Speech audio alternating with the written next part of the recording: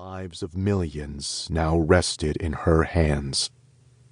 "Wake up, Andi," he thought again. She looked so frail as she lay on the soft white medical bed now, lost in sleep. Dex winced as he imagined what she likely saw there. Nightmares.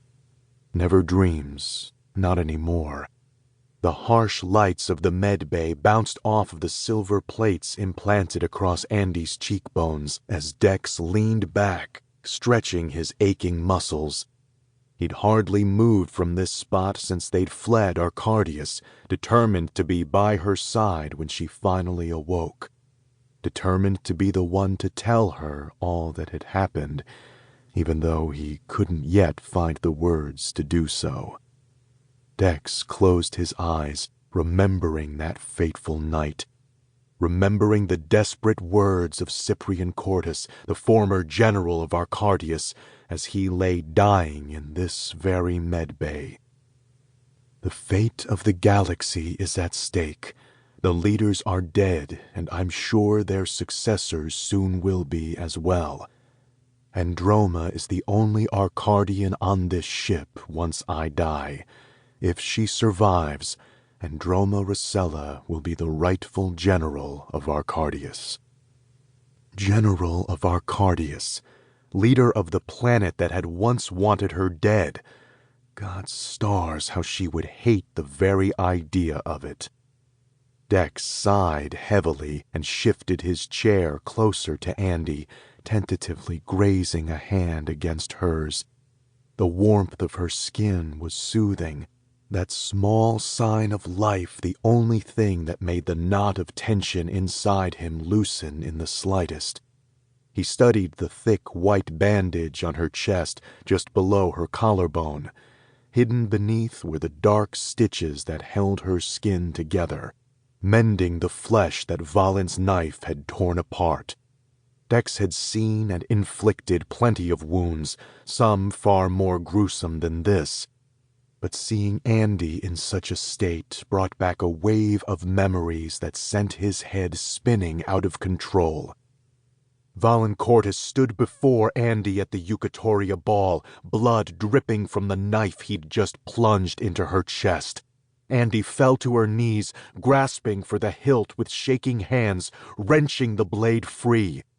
Then she swayed, and the knife tumbled to the ground as Andi collapsed, surrounded by a growing pool of her own blood. He was too late. For a heartbeat, Dex thought she was dead. All around him the room was growing quieter, the screams dying down. A few more shots here, a few more there, the thump of a body hitting the floor, the click of another silver bullet sliding into a rifle's chamber. Dex finally reached the stage. The system leaders were huddled together in their chairs, bodies of patrolmen littering the ground around them. But Andi was the only person he had eyes for. "Hang on," Dex said to Andi. His fingers found her throat. A tiny heartbeat beneath her skin. "You just hang on." Dex blinked at the sound of Andi's sudden groan. He realized he'd been squeezing her hand too hard. The ends of his fingernails, ragged from chewing the past few sleepless nights, were biting into her palm. He let go at once, but leaned forward all the same, unable to look away from her face. "Andi?" Her eyelids fluttered. For a moment, Dex feared she was dying, that her stitches had become infected, or the blood that Lon had donated in the few precious moments after their escape had mixed wrongly with hers, universal donor or not. Perhaps even the godstar of death, still so hauntingly present in this room, was laughing as he raised a shadowy scythe and readied himself to bring Andi to the other side.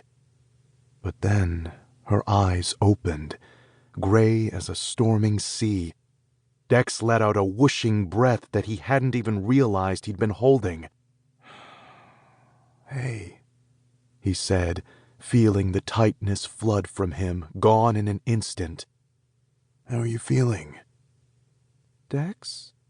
For a moment, Andi simply looked around, as if trying to make